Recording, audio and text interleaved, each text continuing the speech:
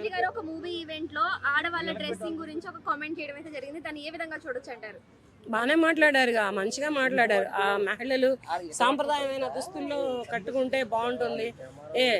జబ్బల దాకా జాకెట్లు, గజ్జల దాకా స్కర్ట్లు వేసుకొని తిరగకుండా కొంచెం ఏంటంటే మనిషి చూసిన వెంటనే ఏముందిరా ఈ మహిళ, నా భార్య అయితే బాగుండు, నా లవర్ అయితే బాగుండు, నా చెల్లి అయితే బాగుండు, నా అక్క అయితే బాగుండు, నా కూతురు అయితే బాగుండు, నా మనవరాలు అయితే బాగుండు అనే స్థాయిలో ఉండాలని చెప్పాడు. కానీ మరి ఎక్కడెక్కడ చూపించకుండా ఎక్కడెక్కడ విప్పుకొని తిరగమని చెప్పలేదు కదా. బాగానే చెప్పాడు, తప్పేం చెప్పలేదు. అతను కూడా ఒక కామెంట్ చేయడం జరిగింది శివాజీ గారి పైన. అంటే నా ఇష్టము చూసే చూపుల్లో ఉంటాయి కానీ డ్రెస్సింగ్ లో ఏముంటుంది అని చెప్పి చెప్తా ఉందాను. ఆమె చెప్పిద్దిలే, మర్యాదలు మరి విప్పుకొని తిరుగుతుంది. ఒక హీరో ఆ స్థాయిలో మాట్లాడాడు అంటే మహిళల వస్త్రధారణ గురించి. ఒకప్పటి హీరో, ఇప్పుడు క్యారెక్టర్ ఆర్టిస్టు, ఒకప్పుడు విలన్గా నటించిన ఒక పురుషుడు అలా మాట్లాడాడు అంటే మహిళల వస్త్రధారణ గురించి. మహిళలు బట్టలు కట్టుకోవడంలోనే కానీ, లేకపోతే వాళ్ళ స్థాయిని దిగజార్చుకోవడంలోనే కానీ, వాళ్ళ ప్రతిభని ఇంకా దిగజార్చుకుని బ్రతకడంలోనే కానీ ఏ స్థాయిలో ఉన్నారు అని ఆయన విమర్శించి చెప్పారనమాట. ఆయన చెప్పిన దాంట్లో తప్పేం లేదు. చక్కగా చీరలు కట్టుకోవచ్చు, లాంగ్ టాప్స్ వేసుకోవచ్చు, చక్కగా మంచి ఫ్రాక్స్ వేసుకోవచ్చు, లేకపోతే హాఫ్ శారీస్ కట్టుకోవచ్చు. ఇప్పుడు హాఫ్ శారీస్ మళ్ళీ ట్రెండ్ అవుతుంది. హాఫ్ శారీస్ వేసుకోవచ్చు, కట్టుకోవచ్చు. బట్టలు కట్టుకోకుండా ఎవరు మాట్లాడరు. కానీ ఇదేంటంటే ఆయన చెప్పింది బాగానే ఉంది. కానీ అంటే మహిళా సంఘాలు కూడా పెద్ద రాస్తారోకలు చేస్తున్నారు. దానిపైన మీ ట్యాంక్ బండ్ ఎక్కడమ్మా అందరూ కలిపి రాస్తారోకలు చేస్తే బాగుండదు. కానీ ట్యాంక్ బండ్ ఎక్కి విగ్రహానికి 10 మంది ఏమంటారు వాటిని, బిగినీలలో నిలబడండి సరిపోద్ది. ట్యాంక్ బండ్ దగ్గర విగ్రహానికి 10 మంది తిరిగితే ఇటువంటి రాస్తారోకలు చేసే వాళ్ళందరూ, ఆయన మాట్లాడిన మాటలకి ఎదురు స్పందించే వాళ్ళందరూ బిగినీల మీద నుంచోండి సరిపోద్ది. ఇదే మహిళా సంఘాలు అమ్మాయిల పైన రేపులు జరిగినప్పుడు అంత స్పీడ్గా ఎందుకు స్పందించారంటారు? వాళ్ళు ఎక్కడ చేస్తారని భయం ఉండొచ్చుగా. పోలీసులా లేకపోతే రౌడీలా ఇంటికి పోయి బెదిరిస్తారుగా. బెదిరించడమా లేకపోతే మాట వెనకపోతే లేపేసినటువంటి సందర్భాలు కూడా లేకపోలేదు. ఈ విషయం పైన కూడా రాజకీయంగా కూడా వాడుకుంటుంది. ఈ విషయం పైన కూడా మళ్ళీ ఎందుకు బుద్ధి ఏమి లేదా? దీనికి రాజకీయానికి ఏమన్నా సంబంధం ఉందా? ఏమన్నా పోలిక ఉందా?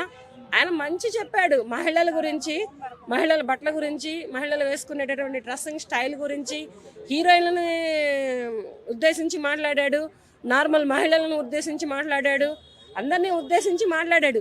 మరి ఇటువంటివన్నీ చూసి కాదా యువతే కానీ ఏ తాగుబోతాడో, ఏ గంజాయి తాగేవాడో, ఏ డ్రగ్స్ తీసుకునేవాడో, 6 ఏళ్ల అమ్మాయి దగ్గర నుంచి 60 ఏళ్ల ముసల్దాన్ దాకా రేపులు చేసి చంపేసేదాకా వెళ్ళేది ఇటువంటి వస్త్రధారణ ధరించేటటువంటి మహిళలను చూసి కాదా? అనసూయ ఇటువంటి గలీజ్ అయిన వస్త్రధారణ వేస్తుంది. ఆమె రష్మి బెటర్, కాదు అంత నిండుగా ఉండదు. ఇంక మిగతా వాళ్ళు కూడా బెటరే. యాంకర్లు అందరిలో కంటే కూడా అందరూ బెటర్గా వేసుకొని వస్తారనమాట. ఈ మొక్కదే మరి అటువంటి వేసుకొని వస్తుంది కనుకనే ఆమె స్పందించగలిగింది. అంటే ఆమె ఏమంటుందంటే మా శరీరం కదా, మా ఇష్టము, మేము ఎలాగైనా వేసుకుంటాం. నీ శరీరం, నీ మొగుడు, నీ పిల్లలు, నీ కుటుంబ సభ్యులకు చూపించుకో. ప్రతి ఒక్కడికి చూపిస్తే ఊరుకుంటారా? ప్రతి ఒక్కడికి చూపిస్తానికేనా నువ్వు పుట్టింది? మీ అమ్మ మీ నాన్న నీకు అందుకే ఇచ్చారా జన్మ? అమ్మ నీకు జన్మనిచ్చావు, నువ్వు ప్రతి ఒక్కరికి బొమ్మలు చూపించని ఇచ్చారా? లేదు కదా. మిగతా వాళ్ళందరూ చాలామంది యాంకర్స్ ఉన్నారు. ఇంతకు ముందర వచ్చినటువంటి అనితా చౌదరి లేదా, సుమా లేదా, వీళ్ళందరూ కూడా ఒకప్పుడు వచ్చిన ఝాన్సీ లేదా, వీళ్ళందరూ కూడా సాంప్రదాయమైన వస్త్రధారణలో వచ్చారనమాట నిండుగా. ఎవరు మన అమ్మాయి పేరు భాను, ఉదయ్ భాను లేదా, వీళ్ళందరూ కూడా ఇంత గలీజ్ అయినటువంటి వస్త్రధారణలో, ఇటువంటి గలీజ్ అయినటువంటి ప్రేరేపణలో రాలేదు. కనుక అతను మాట్లాడింది బాగానే ఉంది. ఒక హీరోగా, ఒక విలన్గా, ఒక సహజ నటుడిగా, ఒక క్యారెక్టర్ ఆర్టిస్ట్గా మంచి ఉద్దేశించే మాట్లాడాడు. అతను కోర్ట్ అనే ఒక సినిమా చూశాడు, ఒక కోర్టులో ఒక సినిమాలో చేశాడు. అట్టా ఉంటేనే ఇప్పుడు జమానాలో ఆడపిల్లలు సరిగ్గా ఉంటారు. తండ్రి అనేవాడే కానీ, ఒక అన్నే కానీ, ఒక తమ్ముడే కానీ, ఎవరైనా కానీ ఆ స్థాయిలో ఉంటేనే ఇవాళ రోజున ఆడపిల్ల గడప దాడిద్ది కానీ తన లైఫ్లో ఉన్నటువంటి ఎడ్జ్ క్రాస్ చేయదు. ఎడ్జ్కెళ్ళి ఎడ్జ్లో తన జీవితాన్ని నాగం చేసుకోదనమాట. అది సినిమాలో చూపించారు. బయట కూడా ఒక 30-35 ఏళ్ల క్రితం అటువంటి తల్లిదండ్రులు ఉన్నారు, లేరని నేను కూడా చెప్పలేదు.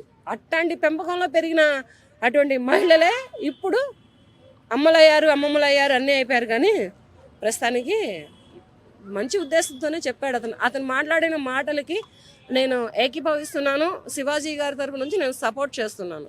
ఓకే, మరి ఆర్జీ గారు ట్వీట్ చేశారు కదా, ఆర్జీ గారికి గట్టిగా అని చెప్పి బార్డర్ ఉంటేనే ఇష్టపడతారు, మరి అలాంటి దీనికి స్పందించారు కదా.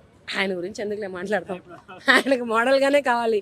ఆయన తీసుకెళ్ళినటువంటి హీరోయిన్లని, ఆయన సినిమాల్లో నటిస్తున్నటువంటి హీరోయిన్లని ఎలా అయినా చూసుకోమని చెప్పండి, ఎలా అయినా చేసుకోమని చెప్పండి. అది ఏంటంటే సినిమా వరకే పరిమితం. బయట లోకల్లో తిరిగితే అలాగే ఎవరు ఒప్పుకోరు. ఏ రాష్ట్రంలోనైనా ఏ ఊర్లోనైనా ఎక్కడైనా కానీ తిరిగితే ఇటువంటి వస్త్రధారణ వేసుకొని నడుస్తున్న మహిళను చూసి ఎవడో ఒకడో టెంప్ట్ అవుతాడు. ఏదో గంజాయో లేకపోతే ఏదో డ్రగ్స్ లేకపోతే ఏదో మందో గిందో తాగి ఆ మహిళను ఊహించుకొని చిన్న చిన్న పిల్లలని ఏంటి 6 ఏళ్ల పిల్లల దగ్గర నుంచి 60 ఏళ్ల ముసలి వాళ్ళ వరకు ఇవాళ రోజున రేపులు గురవుతున్నారు. అంటే ఇటువంటి వస్త్రధారణకే పురుషుల్ని ఆకర్షించి రెచ్చగొట్టేటటువంటి వస్త్రధారణ మహిళలు ధరించడం బట్టే అటువంటి సంఘటనలు జరుగుతున్నాయని నేను కూడా మాట్లాడుతున్నాను. దీన్ని అరికట్టడం సాధ్యమంటారు? వేసుకొని తిరిగే వాళ్ళకి సిగ్గు ఉండాలి. ఇంకెవరు అరికడతారు? కోర్టులు అరికడతాయా? పోలీస్ స్టేషన్లు అరికడతారా? కాకపోతే తల్లిదండ్రులు అరికట్టాలి.